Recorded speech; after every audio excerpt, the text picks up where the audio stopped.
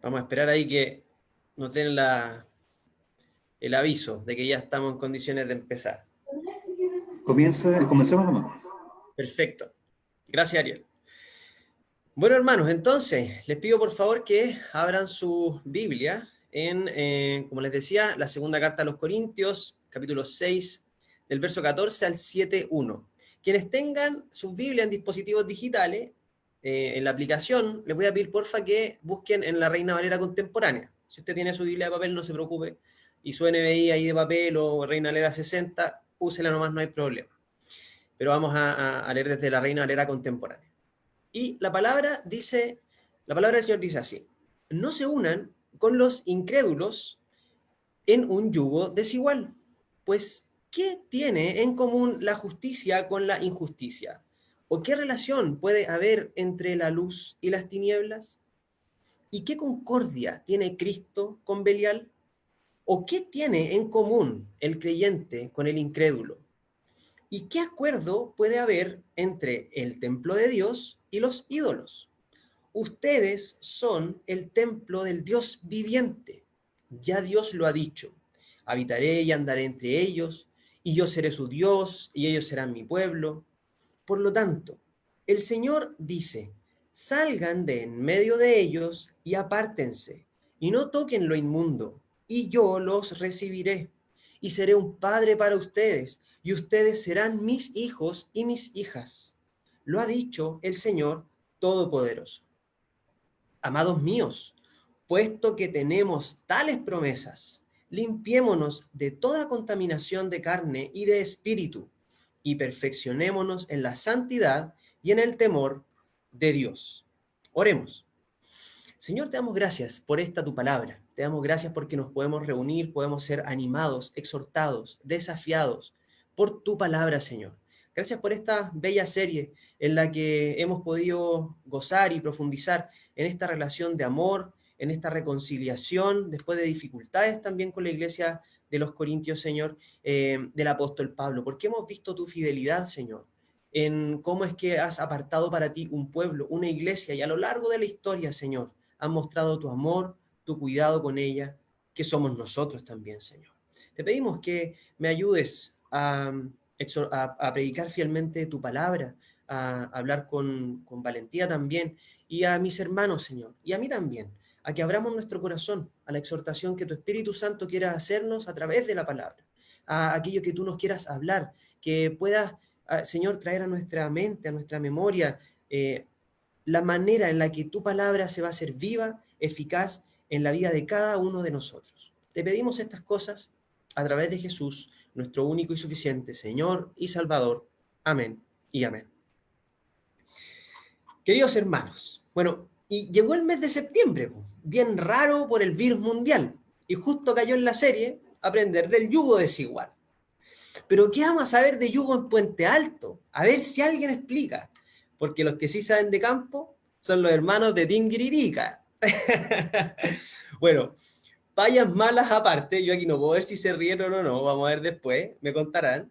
Pero payas malas aparte, antes de entrar de lleno al texto, recordemos algunas cuestiones sobre los corintios y sobre esta carta que son relevantes para el texto que vamos a estar estudiando hoy. Corinto era una ciudad-puerto del mundo griego y era bien próspera, la verdad. Tenía un muy fuerte tráfico comercial y ahí Pablo había plantado una iglesia y había servido y los había estado formando por espacio de 1 año y medio.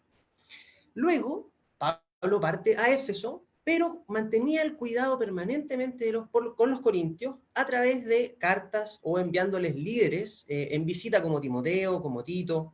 Pero sabemos entonces que este cuidado Pablo por lo menos lo habría desarrollado a través de 4 cartas. Hubo una carta, sabemos, antes de la primera a los Corintios, que no fue preservada.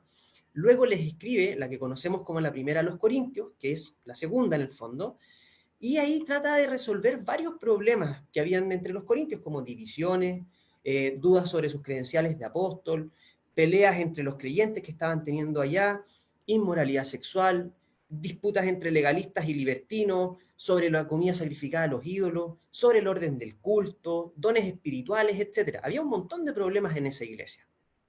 Pero, a pesar de la carta, de esa primera a los Corintios, sabemos que los problemas continuaron en esa iglesia. Y entonces Pablo envía a Timoteo. Y luego Pablo mismo los visita también. Esa es la que Pablo llama la visita dolorosa, que vimos en el capítulo 2, en el verso 1.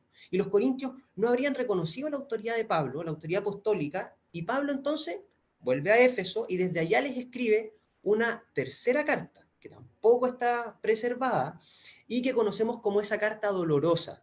Muchos corintios, al leer esa carta que Pablo les envía entre lágrimas, se dieron cuenta de que habían sido súper arrogantes, faltos de amor, con Pablo, y querían reconciliarse con el apóstol. Fueron movidos en arrepentimiento. Finalmente, Pablo escribe entonces esta, la cuarta carta, que es la segunda a los corintios, para confirmar su amor por los corintios. Qué perseverancia la de Pablo, qué amor el de Pablo por estos hermanos, ¿no? Es muy probable que la haya escrito, esta carta, en distintos momentos y lugares.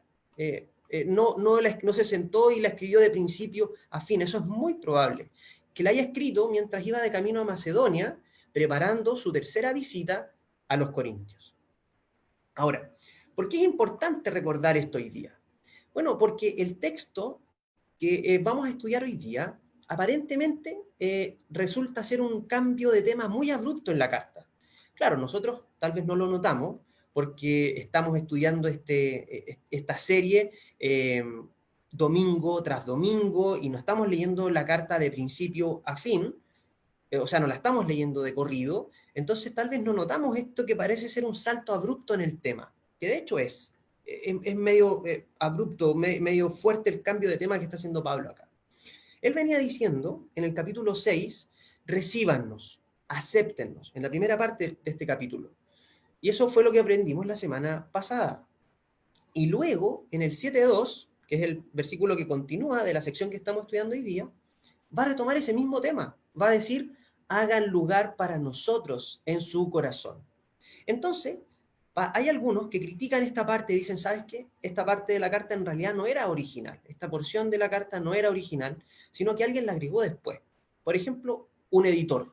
Alguien que tomó un fragmento y al momento de hacer una copia, agregó esto que eran palabras de Pablo, probablemente dicen, y las agregó y las metieron ahí simplemente. Ahora, vamos a ver que en realidad no sería nada raro pensar que haya un cambio abrupto de tema en esta carta. Porque ya les decía, es muy probable que Pablo la haya escrito en varios momentos y en varios lugares diferentes. A varios de nosotros nos cuesta ser coherentes de principio a fin, aunque estemos sentados un buen rato. Imagínense para Pablo hacer un cambio de tema cuando estaba escribiendo una parte en un lado y 2 días después seguía escribiendo la carta en otro lugar. Es muy probable que haya un cambio de tema de este tipo. No es nada raro en realidad. Además de que recordemos que esta carta es una carta bien emotiva, es una carta bien apasionada que está teniendo el apóstol. Entonces, ¿puede cambiar de tema, luego retomarlo? No nos parece extraño. Aún así, aunque el cambio parece muy abrupto, tiene una profunda relación con el resto de la carta. No está como una cuestión añadida, sino que es un cambio de tema aparentemente fuerte, pero en realidad es una profundización de un tema que ya estaba preocupando al apóstol Pablo. Eso es lo que vamos a estar viendo hoy día. Entonces, el desafío de hoy, hermanos, es que comprendamos que ¿qué es esto primero? De no formar yunta con los incrédulos. ¿Por qué tenemos que evitarlo? ¿Qué promesas Dios nos ha dado si andamos en obediencia? ¿Y con qué propósito el Señor nos manda esto? Así entonces, el mensaje de hoy se dividía en 4 partes. En primer lugar, el mandato. En segundo lugar, los motivos de este mandato. En tercer lugar, las promesas. Y en cuarto lugar, el propósito. El mandato, los motivos, las promesas y el propósito. Vamos con lo primero, el mandato. No se unan en yugo desigual. En los capítulos anteriores, Pablo estaba defendiendo su ministerio ante las críticas de los superapóstoles y los rumores o el pelambre que se estaba dando en la iglesia de los Corintios. Ahora, él estaba defendiendo su ministerio apostólico no por defender su honra, sino porque si lo rechazaban a él, entonces también rechazaban al mensaje del evangelio que les había enseñado. Además, sabemos que la iglesia de Corinto no era una iglesia que se destacara particularmente por su santidad, por su piedad, y seguro que entre ellos había muchos incrédulos, partiendo por los superapóstoles. Ahora, en este contexto, Pablo quiere enfatizar un tema. En este contexto, no se unan en yugo desigual con los incrédulos. Parece que uno de los motivos por los que algunos corintios estaban rechazando a Pablo, estaban poniendo en duda su ministerio, su testimonio, le estaban cerrando el corazón, como describe el apóstol, le estaban negando el amor. Parece que uno de los motivos era que se estaban uniendo con los incrédulos, adentro de la iglesia y afuera de la iglesia. Estaban tejiendo relaciones muy profundas con los no creyentes. Por esto entonces decía que el salto de tema en esta sección es solamente aparente. Ahora, ¿qué es esto de no unirse en yugo desigual? Es una ilustración del campo y por eso tiraba las malas payas del principio, no solo por septiembre, pero es una ilustración del campo. Para arar la tierra o para llevar una carreta se amarra un yugo. Es una gran madera que se amarra sobre el cuello entre dos animales, normalmente son bueyes, también pueden ser burro, mula, caballo, y se amarran con una gran yunta para tirar juntos, para caminar juntos, para trabajar juntos. Y a ese par de animales, a ese par de animales se llama yunta, ¿sí? Ahora, el mandato es aparentemente simple, no enyuntarse con uno desigual. Tal vez Pablo acá estaba teniendo en mente el mandato de Deuteronomio 22:10, que dice, no ararás con buey y con asno juntamente. ¿Por qué este mandato? ¿Sí? ¿Por qué estamos leyendo este tipo de leyes que sabemos apuntan a la santidad? Pero ¿por qué no arar buey con asno? Bueno, es verdad, este texto de no enyuntarse con uno desigual, de no unirse en yugo desigual, ¿en qué contexto siempre lo hemos escuchado? Naturalmente lo hemos escuchado en los contextos del matrimonio, de no casarse entre un creyente y un no creyente. Pero ¿sabes qué? Eso es solo una aplicación del texto y no es el sentido mismo de este texto. El sentido es mucho más amplio. El sentido es que los creyentes no se unan en relaciones profundas, íntimas, con los no creyentes, en los negocios, en el matrimonio, en el ministerio, en las amistades, etcétera. Pongan atención, porque no debemos formar pacto con los no creyentes, entablando una relación de esas con quienes son totalmente diferentes a nosotros, de esas que nos hacen caer, de esas que nos hacen quebrantar el pacto con Dios, abandonando entonces al Señor. Pero ¿cómo va a decir usted? Cada jueves estamos profundizando en que nuestra identidad como iglesia, nuestro llamado misional, es ser luz a las naciones. Y ahora resulta que estamos predicando esto de que no podemos establecer relaciones con los no creyentes. En ninguna manera, obviamente no. A riesgo de ser simplista, me encantaría aprovechar que acá en Latinoamérica la palabra yunta tiene un sentido bien claro. Nosotros a quienes llamamos yunta, a ese amigo íntimo, a esa amiga íntima, a ese con el que muevo panoramas, etcétera. Comparto mi confidencialidad, le abro mi corazón. Esos son los yuntas. Entonces, a riesgo de ser simplista, voy a usar esa analogía, porque tenemos un llamado, sí, a ofrecer amistad sincera, amistad desinteresada a los no creyentes. Pero tus yuntas, tus amigos más íntimos, no deberían ser no creyentes, sino creyentes.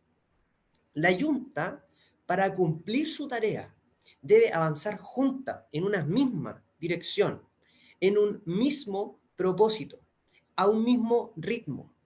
Por eso es que no podemos unirnos, enyuntarnos con los no creyentes, porque el sentido de la vida para ellos es totalmente diferente al sentido de la vida nuestro como creyentes, porque sus motivaciones, sus acciones son diferentes a las que estamos llamados a tener nosotros.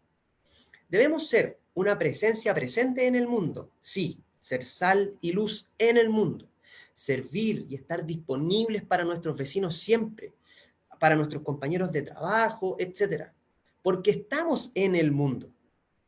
Pero como no somos del mundo, no debemos unirnos en yugo con los del mundo. ¿Y por qué no? Esto suena a legalismo, esto es como pura santurronería que está predicando el Seba. Bueno, porque así lo dice el Señor y punto. Podríamos decir eso y debería bastarnos, porque su palabra es fiel y Él manda. Y si Él dice no se unan en yugo desigual, punto. Pero el Señor es misericordioso con nosotros, que somos porfiados, que somos curiosos, que queremos saber el porqué de las cosas. Bueno, y Pablo nos muestra cuáles son los motivos de este mandato. Ese es el segundo punto de este sermón. Los motivos los vemos en 5 preguntas retóricas que usted tiene ahí a la vista si tiene su Biblia abierta. En el campo, el yugo desigual, y esto nos pueden ayudar nuestros hermanos de Dingririca, no, nada personal, hermano. Yo sé que ustedes tienen más experiencia, ¿no? Pero allá es ciudad, San Fernando es ciudad. Entonces, en el campo el yugo desigual sabemos que acarrea varios problemas. Imagine usted una yunta en que usted tiene un buey grande y joven. Y al lado, en la yunta, usted le pone un burro chico y viejo. Nada personal, no mire para el lado, no. Un buey grande y joven y un burro chico y viejo. ¿Qué va a pasar? Bueno, uno va a querer ir a una parte y el otro se va a querer quedar parado, se va a querer quedar echado o va a querer ir en otra dirección, a otro ritmo. Y el más fuerte se va a llevar al más débil a donde quiera. Y uno o ambos, si tienen fuerzas similares, va a salir lastimado. Pero alguien sale lastimado.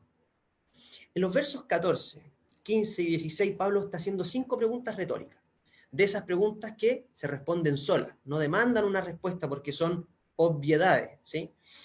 En todas estas 5 preguntas, el tema es este. ¿Qué hay en común? ¿Qué relación, qué acuerdo puede haber entre el bien y entre el mal? En ellas vemos las razones, los motivos que el Señor nos muestra por qué no tenemos que enyuntarnos con los no creyentes. El primero es porque no hay nada en común entre la justicia y la injusticia. Los creyentes hemos sido justificados por Dios para vivir en santidad y justicia, para seguir los pasos de Jesús. Por ejemplo, ¿te imaginas enyuntado en un emprendimiento con alguien que quiere evadir impuestos, o que quiere pagar salarios de miseria, o que quiere producir reventando el medio ambiente? Total, da lo mismo. ¿Te imaginas en un emprendimiento con esa persona? Bueno, no hay nada en común entre la justicia y la injusticia. En segundo lugar, porque no hay comunión posible entre la luz y las tinieblas. Nosotros ya fuimos trasladados del reino de las tinieblas al reino de su luz. Admirable. Somos la sal y la tierra. Somos la sal, perdón, la sal de la tierra y la luz del mundo. Debemos iluminar nosotros, debemos salar con la luz del Evangelio donde quiera que estemos. Ahí, donde hay oscuridad, estamos llamados a iluminar, no a participar de las tinieblas. Iluminar en medio de ellas y no asociarnos con ellas. ¿Te imaginas, por ejemplo, enyuntado en íntima amistad con un no creyente que te va a aconsejar desde la oscuridad de quien no conoce a Cristo como Señor?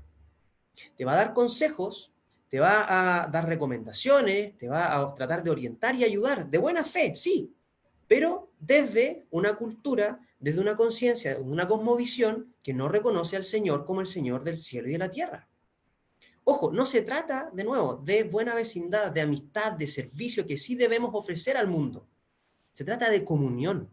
Se trata de íntima amistad en este caso. En tercer lugar, ¿por qué no debemos unirnos en yugo desigual? Bueno, porque no hay armonía entre Cristo y Satanás, o Belial, dicen algunas versiones. El comentarista bíblico Simon Kistemaker dice acá: Pablo enfatiza el contraste entre Cristo y Belial como los gobernantes máximos de sus dominios respectivos, los de la justicia y la impiedad, de la luz y las tinieblas, de lo santo y de lo profano. O sea, no puede haber acuerdo, concordia, armonía entre dos reinos que son totalmente antagónicos. O servimos y tenemos comunión con Dios o con el diablo, pero nadie puede servir ni tener comunión con dos señores. ¿Te imaginas, por ejemplo, enyuntado en negocios con quien sirve al Dios del dinero?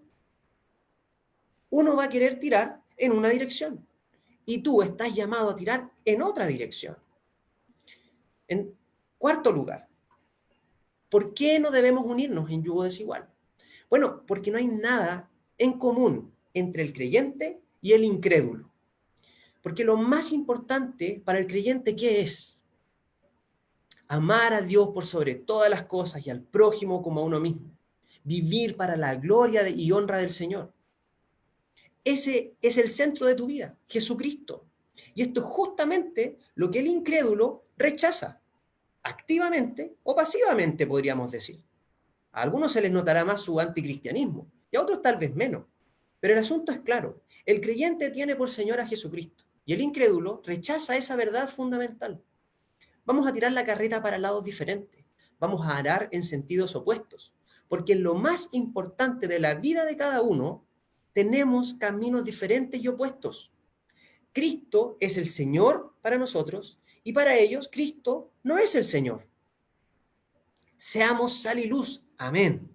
Bendición, compañía, servicio, generosidad con el mundo. Amén. Pero no yuntas. Ese es el llamado. Y en último lugar, el último contraste que usa aquí Pablo.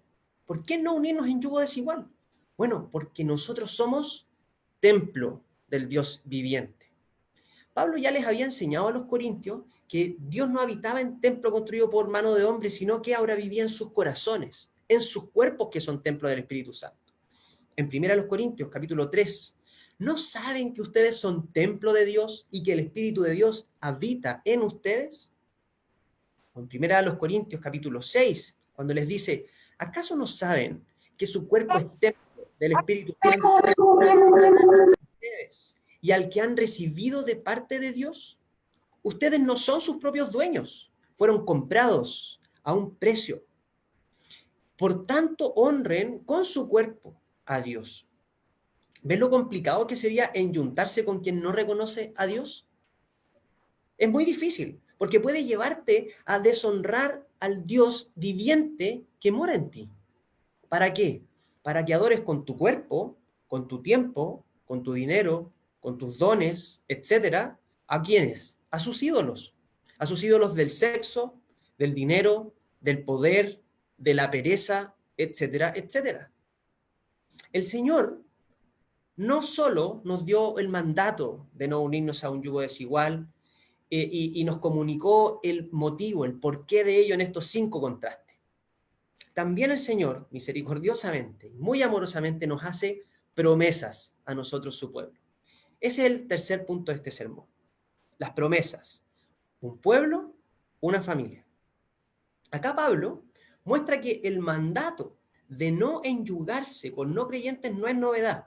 No es algo que él está inventando, que se le acaba de ocurrir camino a Macedonia, que chuta de repente estaba aburrido y dice, ya les voy a dar un mandato nuevo.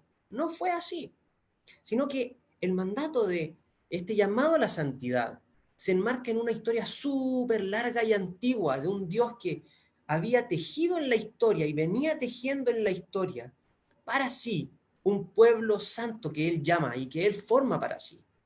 Él forma una familia de la cual él es el padre y nosotros sus hijos.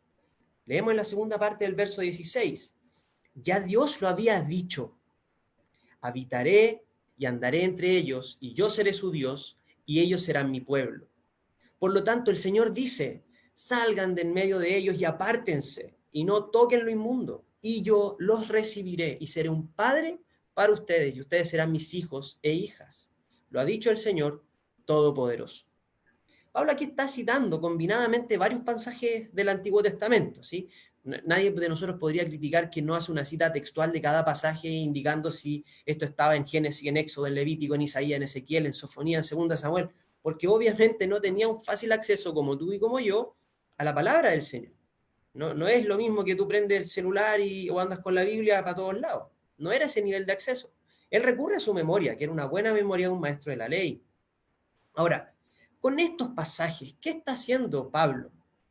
Nos está mostrando que Dios ha apartado para sí un pueblo santo, del cual los corintios, bueno, sí, y tú y yo somos parte. Él es su Dios y Padre, y ellos son su pueblo y sus hijos e hijas.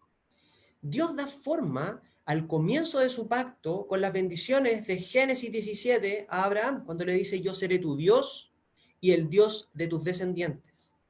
Luego consolida este pacto con Israel a través de Moisés como mediador en Éxodo 6, cuando le dice: haré de ustedes mi pueblo y yo seré su Dios.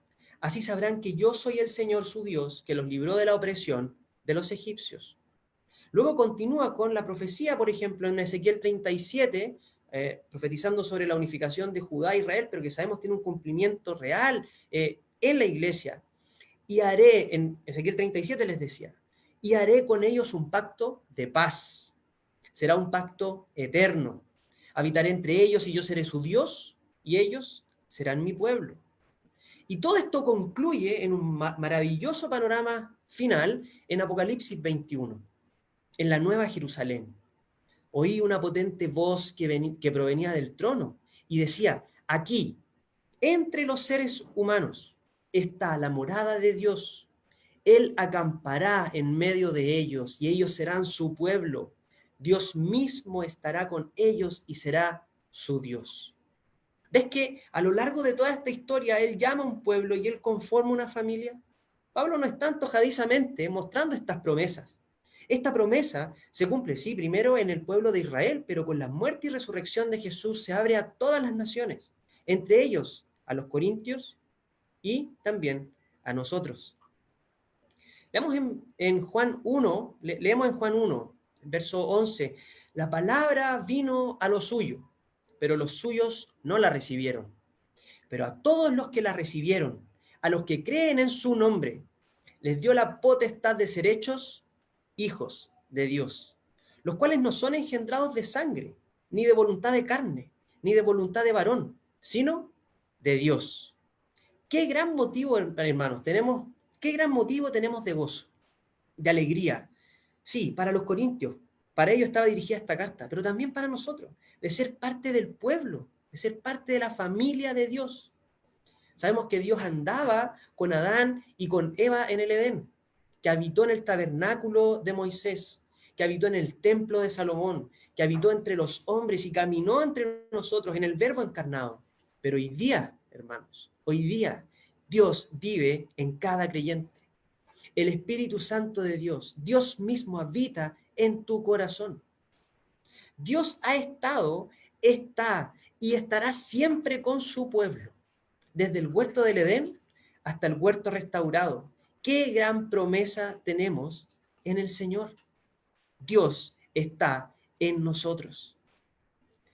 Pablo entonces, además de darle este mandato de no unirse en yugo desigual, de exponer las razones, los motivos con estas 5 preguntas retóricas, estos 5 contrastes, y además de citar las promesas de bendición para su pueblo, para su familia, también nos muestra cuál es el propósito que Dios tiene con todo esto. Este es el 4º punto del sermón. El propósito es nuestra santificación. ¿Cuál es el fin último detrás de no unirnos en yugo desigual? Es nuestra santificación. Ya veíamos en el verso 17 que Pablo cita pasajes en que Dios llamaba a vivir en santidad al pueblo que retornaba del exilio en Babilonia. Comenta Kistemaker también que Dios los exhortó a salir de Babilonia, pero no a tomar con ellos nada impuro que perteneciera al culto a los ídolos. Su pueblo, castigado por el exilio, pero libre ahora, tenía que ser puro y sin mancha. Asimismo sucede con los corintios, que habían salido del mundo de la idolatría, de esta idolatría pagana, pero que ahora tienen que ser un pueblo dedicado a su Señor y Salvador Jesucristo. Han sido llamados, hemos sido llamados para vivir en santidad. Las promesas que gozamos de ser el pueblo, de ser familia de Dios, deben motivarnos, deben impulsarnos a la santidad. Por esto es que Pablo exhorta a los corintios de una manera muy clara, y de hecho se pone él en el mismo saco con los corintios, en el verso 1 del capítulo 7. Les dice: amados míos, puesto que tenemos tales promesas, limpiémonos de toda contaminación de carne y de espíritu, y perfeccionémonos en la santidad y en el temor de Dios. O sea, porque somos pueblo y familia de Dios, debemos buscar la pureza moral y esforzarnos por una santidad perfecta. Porque los corintios son el pueblo del Dios viviente, Pablo usa estas palabras asociadas al servicio del templo, como por ejemplo limpieza, purificación, contaminación, santidad. Es porque los corintios y tú y yo somos templo del Dios viviente. Somos pueblo y familia de Dios y hemos abandonado el camino de la santidad. Arrepintámonos hoy día mismo, iglesia. Arrepintámonos hoy día mismo. Si no está en ti, si no está en mí, el deseo de limpiarnos, de purificarnos, de vivir santamente para el Señor. ¿Por qué es habitual que nos cueste tanto hablar de santidad? Bueno, porque incomoda, porque duele, porque molesta, porque desafía, porque rasca donde pica, ¿sí? Y muchas veces somos tan frescos que disfrazamos esa negligencia espiritual con aires de superioridad teológica y nos escudamos y decimos, es que ya somos santos. Así que eso de perfeccionarse en realidad es puro legalismo. Eso de perfeccionarse está bien para los católicos romanos, que ellos se salvan por obra. En cambio, nosotros ya somos santos y vivimos negligentemente. Qué torpes somos cuando pensamos así. O cuando no lo pensamos tanto, pero actuamos así. La santificación, hermanos, no es pasiva. Es una carrera larga en el poder del Espíritu Santo y confiando en la gracia de Dios, en la que nos consideramos en cada momento muertos al pecado y luchamos contra él con todas nuestras fuerzas. Lo que vemos en este pasaje es lo que conocemos como la santificación progresiva. ¿Somos santos? Sí, posicionalmente somos santos delante de Dios por medio de Cristo Jesús. Pero hermano, progresivamente estamos creciendo en santidad, al hacer morir el pecado en nuestras vidas cada día. Hay un capítulo en nuestra confesión de fe sobre la santificación, el capítulo 13, que lo podemos leer, no ahora, ¿cierto? Pero lo puede leer. Se trata de que avanzamos en santidad de vida cada día. Porque los corintios habían sido santificados delante de Dios por la sangre de Jesús, ahora tenían que apartarse más y más del pecado. Debían limpiarse continuamente de lo pecaminoso, de su cultura pagana, y perfeccionarse en santidad y en temor de Dios. Por eso, hermanos, es que tú y yo no podemos unirnos en yugo desigual con los no creyentes, porque enyuntarse con ellos es todo lo contrario de lo que nuestra santificación requiere. Porque enyuntarse con ellos nos va a terminar apartando del propósito que Dios tiene con nosotros, de nuestra santificación. ¿Para qué vamos a pensar en casos, cierto? Pero usted sabe, casos de parejas, casos de negocios, casos de amistades, en los que el buey más fuerte termina tirando al mundo, a estos burros. Tengamos cuidado con esto, hermanos. Y entonces, ¿caminamos solos en este difícil camino de la santidad? Mejor no me enyunto con nadie para evitar que alguien me aparte y me mueva del Señor y me saque del horizonte de la santificación. Claro que no, hermano. Tenemos que hacer yunta con el Señor. Su yugo es fácil, es agradable, es suave. Jesús nos dice en Mateo 11, vengan a mí todos ustedes, los agotados de tanto trabajar, que yo los haré descansar. Lleven mi yugo sobre ustedes y aprendan de mí, que soy manso y humilde de corazón, y hallarán descanso para su alma. Porque mi yugo es fácil. La palabra que usa ahí es agradable, suave, fácil. Y mi carga es liviana. ¿Por qué dudamos de las palabras del Señor Jesús? Él te está diciendo, enyúntate conmigo y con nadie más. Yo soy tu yunta. Yo te voy a enseñar el camino de la humildad, de la mansedumbre delante del Señor. Tu alma va a hallar descanso. El yugo del Señor es fácil y su carga es liviana. Y para avanzar en nuestra santificación, hermanos, bueno, sí, somos edificados por la lectura y por la predicación de la palabra de Dios. Somos edificados por la oración. Somos edificados cuando tomamos la cena, que esperamos hacerlo pronto. Somos edificados por la comunión con los hermanos. Y contamos tú y yo, como templo de Dios, contamos con el Espíritu Santo de Dios, que mora en nosotros y que nos guía a toda verdad, que nos guía a las palabras del Señor Jesús. Perseveremos, hermanos, perseveremos, que no estamos solos, y el Señor está dispuesto a enyuntarse con nosotros. Él es nuestra yunta fiel. Recapitulando, reflexionando y practicando. Primero, alabemos a Dios porque Él es santo, porque no tenemos un Dios tirano, alocado, arrogante, que hace lo que se le antoja de manera desordenada.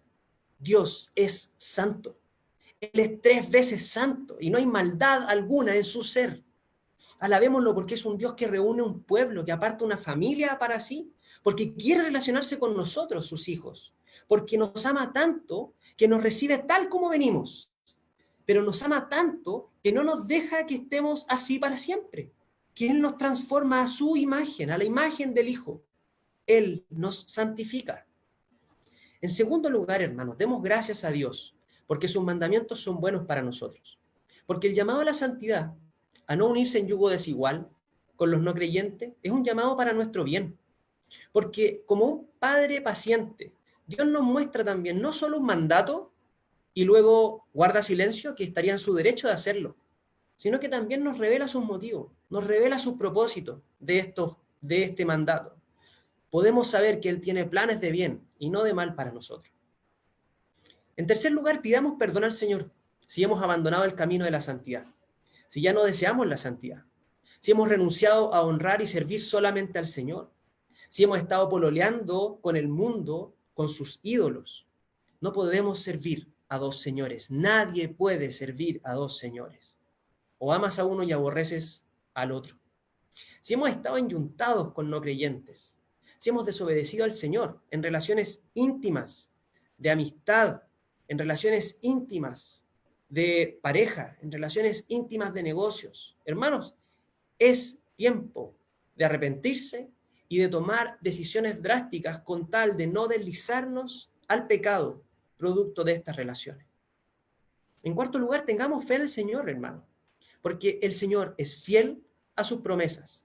Él había prometido que se iba a dar un pueblo, una familia de todas las naciones, y aquí estamos, pueblo y familia de Dios desde Chile. Y así Él cumplió, así como Él cumplió estas promesas, sabemos que Él va a cumplir la promesa de regresar un día para poner término, punto final, al pecado que nos asedia y que nos estorba. Seamos diligentes, hermanos, en cuidar nuestras relaciones íntimas, en no enyuntarnos con los no creyentes, pero también seamos diligentes en ser la sal que sala, la luz que ilumina. Estemos en el mundo para bendición de todos, pero no caminemos con el mundo, sino que el mundo sea bendito a través del conocimiento del Dios Santo. Y esa es tu tarea y esa es mi tarea. Pidamos al Señor que nos ayude en nuestra santificación, que renueve en nosotros la pasión por crecer en santidad y en desear cada día, en cada momento, en cada área de nuestra vida, ser más como Jesús. Oremos. Padre Santo, buen Dios, te damos gracias por esta tu palabra. Gracias porque somos animados, desafiados